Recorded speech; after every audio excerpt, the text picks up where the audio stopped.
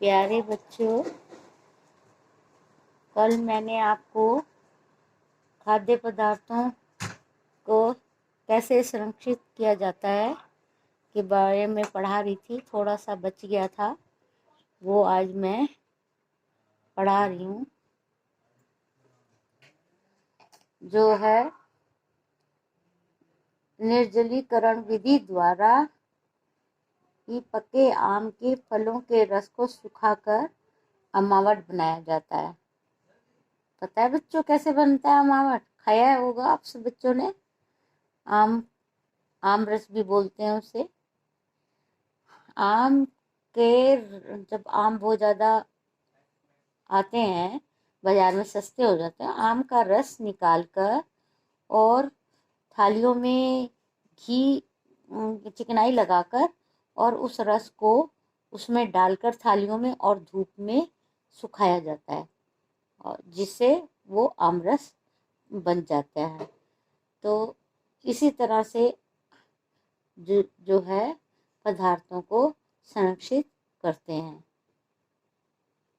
अचार, आपने देखा है, अचार, जैम एंड जेली ऐसे खाद्य पदार्थों को हम इसी तरह से संरक्षित रखते हैं अपने घर में बनाकर, और उसे संरक्षित कर देते हैं।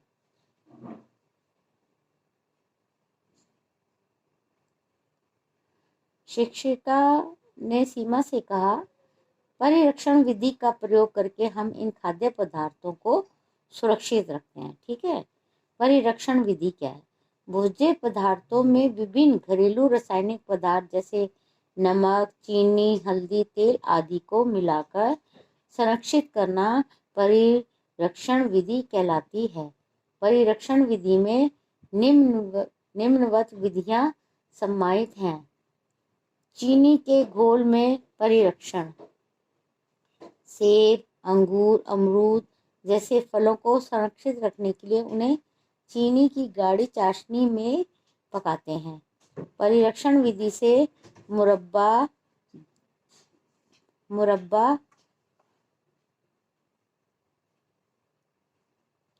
जैम एवं जेली बनाकर सुरक्षित रखते हैं। नमक, तेल एवं मसाले द्वारा कई प्रकार की खाद्य सामग्री को अचार एवं चटनी के रूप में संरक्षित करते हुए,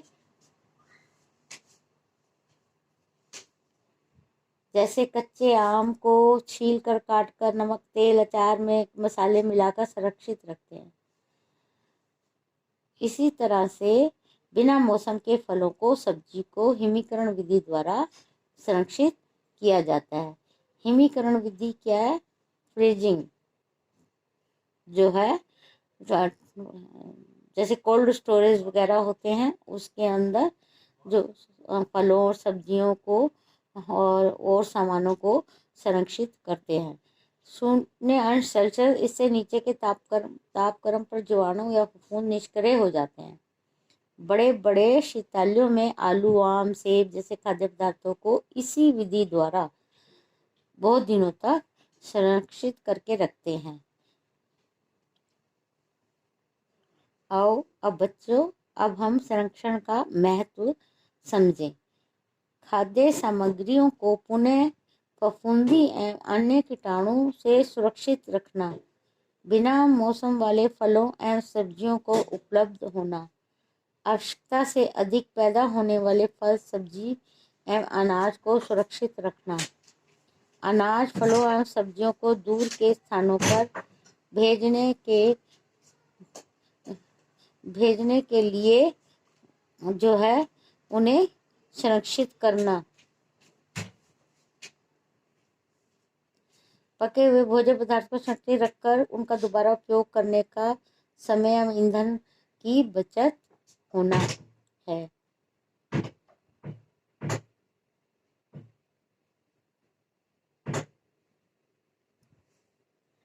अब आगे है बच्चों,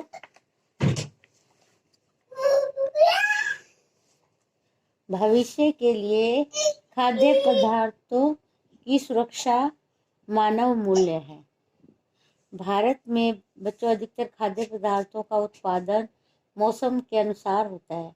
परिवारों में यह परंपरा रही है कि वर्ष भर के लिए अनाज दालें खरीद लेते हैं, क्योंकि जिस मौसम में इनका उत्पादन होता है उस मौसम में कम दाम पर उपलब्ध होते हैं। तो हम उसके अंदर पहले भी मैंने आप बच्चों को बताया था, आप लोगों को, कि अनाज में लाल मिर्च, जो साबुत लाल मिर्च डाल देते हैं और नीम के पत्ते उसमें डालकर उनको संरक्षित कर लेते हैं।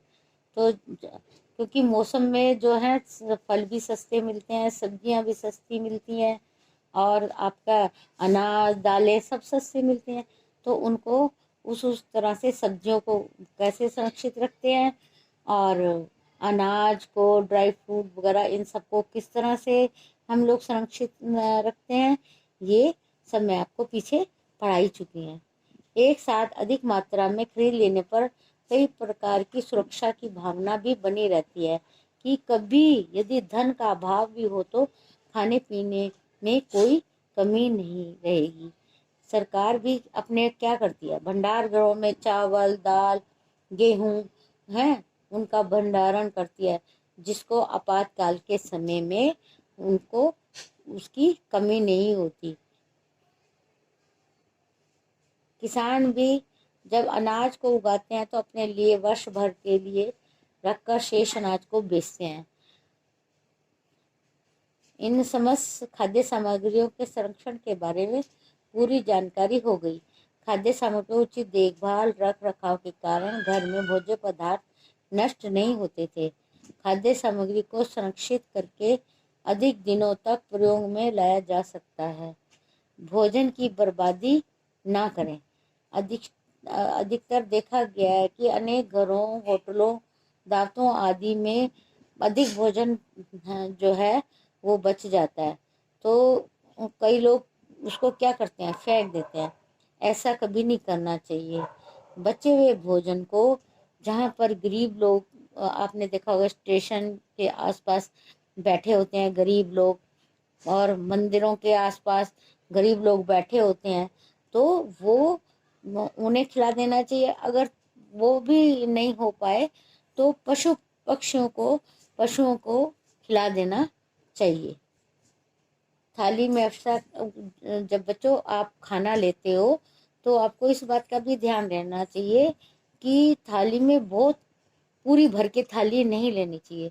हम देखते हैं कि कई लोग थालियां भर भर के, शादी ब्याह में देखते हैं कि इतना बर्बाद करते हैं लोग बाग, थाली भर कर ले लेते हैं, खाया उनसे जाता नहीं है। वो पूरी की पूरी थाली जो है, जो जितना उसमें खाया थोड़ा बहुत सारी फेंकते हैं। तो बेटा बच्चों जो है अनाज की या भोज्य पदार्थ की कदर करनी चाहिए, उनको इस तरह से नहीं फेंकना चाहिए। जितनी ज़रूरत है थोड़ा लो, फिर ज़रूरत पड़े फिर ले लो, लेकिन बर्बादी कतई नहीं करनी चाहिए।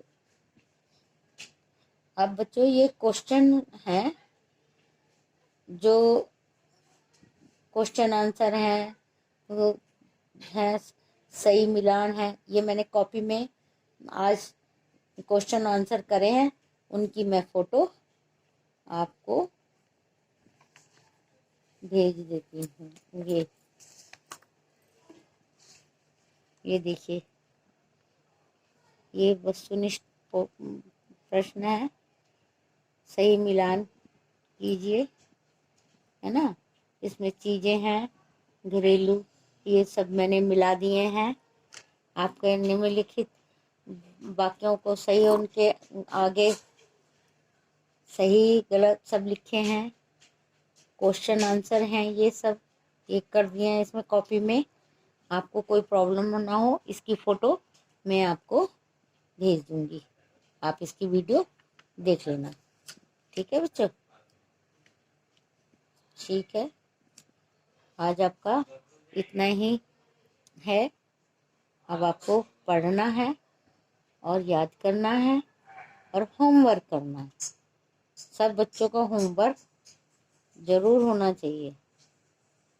और किसी बच्चे ने मुझे होमवर्क के बारे में नहीं बताया कि मैडम हमारा हुआ है कि नहीं हुआ, कोई प्रॉब्लम आ रही है या क्या, समझ में आई बच्चों? आप जिनका हुआ है आप उसकी फ़ोटो सेंड कर देना। ठीक है बच्चों।